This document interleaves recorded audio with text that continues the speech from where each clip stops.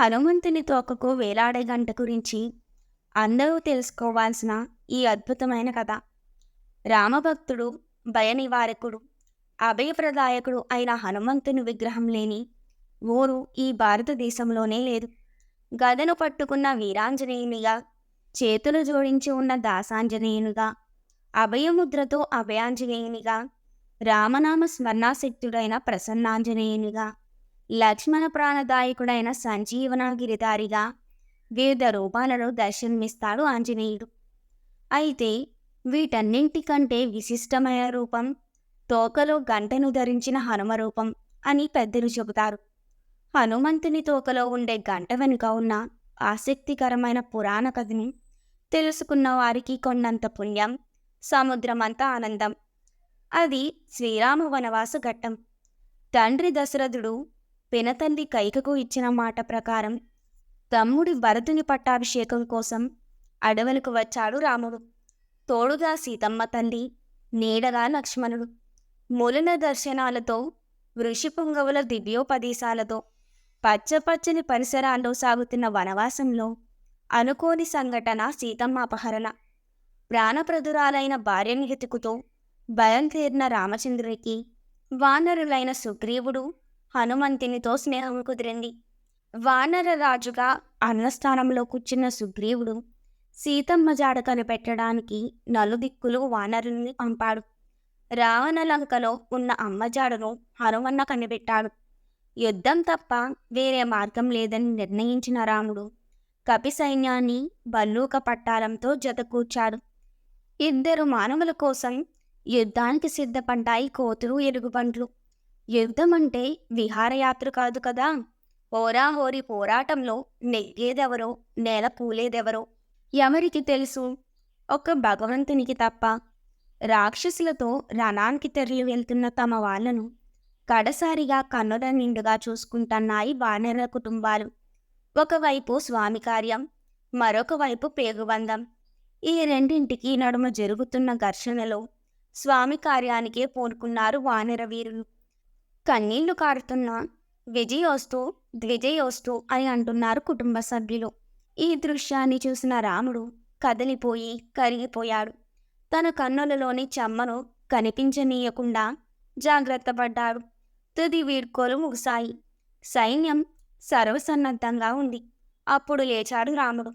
ఓ వానరులారా, ప్రాణస్పదులైన మీ బిడ్డలను, భర్తలను, సోదరులను, బంధువులను నా కోసం, నా స్వార్థం కోసం జరగబోయే యుద్ధానికి పంపిస్తున్నారు. మీ నిస్వార్థతకు నా నమోవాకాలు. నేను అరుణిని, ఎవరి రుణాన్ని ఉంచుకోకూడదన్న వ్రతం కలిగి ఉన్నవాణ్ణి. కనుక ఇదే నా వాగ్దానం. యుద్ధానికి ఎంతమందిని తీసుకువెళ్తున్నానో అంతమందితోనే వెనక్కు తిరిగి వస్తాను అని అన్నాడు. జనన మరణాల చక్రాన్ని ఛేదించగలిగే ఏకైక శక్తి చక్రధారి. ఆ చక్రధారే నేడు కోదండధారి అయి వాగ్దానం చేశాడు. రామన్న అన్నమాట ఎన్నటికీ పోలుపోదు. తమ వారు తప్పక తిరిగి వస్తారన్న ఆనందంతో జయఘోషను చేసింది వానరజాతి.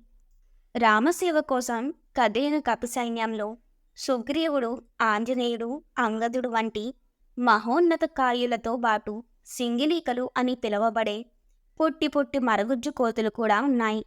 ఈ సింగిలీక కోతులు కేవలం ఒక్కడుగు ఎత్తు మాత్రమే ఉంటాయి. వాటికి ఎలాంటి ఆయుధాలు ఉండవు. పదునైన పళ్ళు, వాడి అయిన గోళ్ళు ఇవే వాటి ఆయుధాలు.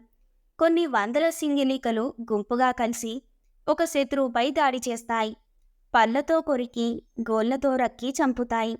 ఇదే వాటి యుద్ధతంత్రం. రామరావణ యుద్ధం ఘోరంగా సాగుతోంది. రామలక్ష్మణుల బాణదాటికి, కపివీరుల ప్రతాపానికి ఎందరో రాక్షస వీరులు రాలిపోయారు. రావణాసురుని కుమారులు కూడా ఎందరో ప్రాణాలు పోగొట్టుకున్నారు. ఇక మిగిలింది ఇద్దరే, రావణుడు, కుంభకర్ణుడు. హాయిగా నిద్రపోతున్న కుంభకర్ణుడు అన్న కోసం యుద్ధరంగానికి వచ్చాడు. కుంభకర్ణుడు మహాకాయుడు. నేలపై నిలబడితే తల ఆకాశంలోకి వెళ్ళిపోతుంది. అంతటి భారీ దేహం వాడిది. విశాలమైన ఎత్తైన మహారథంలో కూర్చుని యుద్ధానికి వచ్చాడు. ఆ రథం పైభాగంలో ఉన్న గొడుగుకు చిన్న చిన్న గంటలు కట్టి ఉన్నాయి. అవి గలగలా శబ్దం చేస్తుండగా వికటాటహాస రూపంలో వానరులపై విరుచుకుపడ్డాడు. కుంభకర్ణుడు ఘోరమైన పోరు తర్వాత రామబాణం దెబ్బకు నేలకూలాడు. రథం నుండి కిందకు పడుతున్న సమయంలో కుంభకర్ణుడి చెయ్యి తగిలి ఒక గంట కింద పడింది.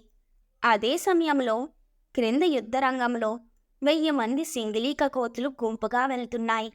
కుంభకర్ణుని రథం నుంచి తెగిన గంట వేగంగా వచ్చి నేరుగా ఈ కోతులపైన పడింది. గంటదేమో భారీ ఆకారం, కోతులేమో మరగుజ్జులు. ఇంకేముంది, ఆ 1000 కోతులు గంట కింద ఇరుక్కుపోయాయి.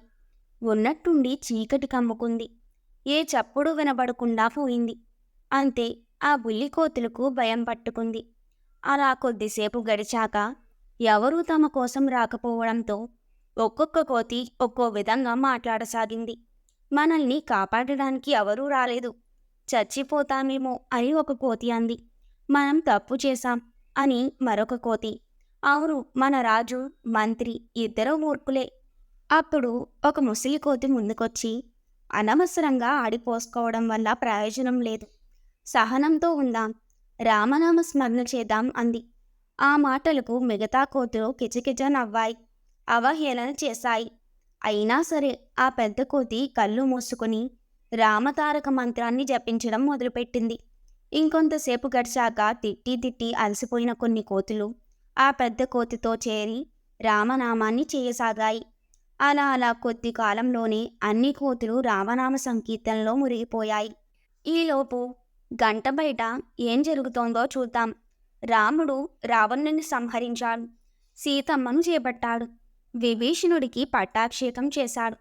ఇక అయోధ్యకు బయలుదేరాలి. అప్పుడు సుగ్రీవుణ్ణి పిలిచి తన వాగ్దానాన్ని గుర్తు చేశాడు. కపి సైన్యాన్ని లెక్కించి రమ్మన్నాడు.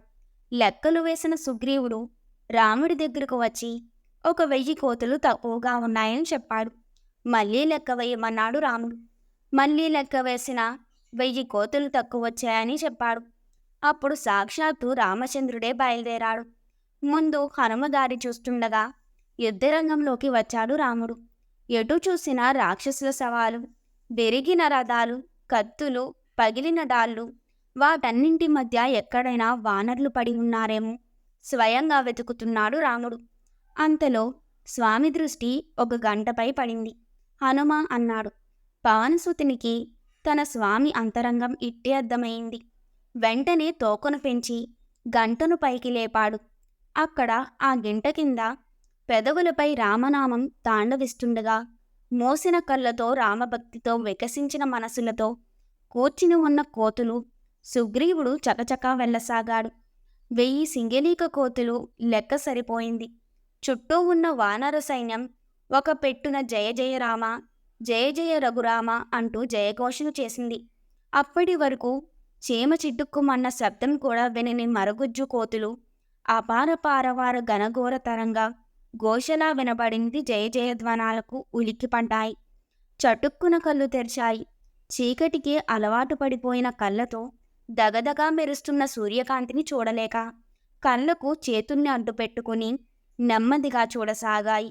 అదిగో ఎదురుగా అజానుబాహుడు, అరవింద దళాయక్షుతుడు, భక్తకోటికి సీతకరుడు అయిన రాముడు నిలబడి ఉన్నాడు. అంతే, సింగిలీక కోతులకు దిగ్భ్రత కలిగింది. దిక్కులు తోచలేదు. ఏం చెయ్యాలన్న ఆలోచన రాలేదు. వానర సైన్యం మరొక్కమారు జయఘోషం చేసింది. జై శ్రీరామ, జై శ్రీరామ. అప్పుడు తెలిసింది ఏం చెయ్యాలో. వెంటనే రామపాదర విందలపై పడ్డాడు. ఆ బుల్లి కోతులు రాముడు మోసగాడు అన్న ఈ కోతిని, హనుమంతుడు బుద్ధిహీనుడు అన్న ఆ కోతిని తాకాయి రామస్వామి మృదుల హస్తాలు. ఎవరి వీక్షిణం భవసాగరాన్ని తారణం చేస్తుందో అటువంటి రామవీక్షిణం తారక మంత్రమే త్రోవ అన్న పండుకోతిపై ప్రసరించాయి. అలా సింగిలీక కోతుల జన్మలు ధన్యమయ్యాయి. ఇప్పుడు రాముని దృష్టి హనుమ వైపుకు మళ్ళింది. సుందరే సుందరం కపిహి. ముద్దైన కోతి కోతుకు ముచ్చటైన గంట మురిపెంగా చూశాడు ముగ్ధమోహనుడైన రాముడు. హనుమ రాముడు మాట తప్పడు అనడానికి ఉదాహరణంగా నిలిచే ఈ సింగిలీక కోతుల కథకు గుర్తుగా తోకతో గంటను కలిగిన ఈ రూపాన్ని ఎవరు చేతులారా అర్చిస్తారో, మనసారా ప్రార్థిస్తారో వారికి నా అనుగ్రహం రెండింతలుగా లభిస్తుందని వరమిచ్చాడు. శ్రీరాముడు వాలంలో గంటను కలిగిన వానర శ్రేష్ఠుణ్ణి దర్శించేటప్పుడు పూజించేటప్పుడు ఈ శంగలీక కథను గుర్తు చేసుకోండి.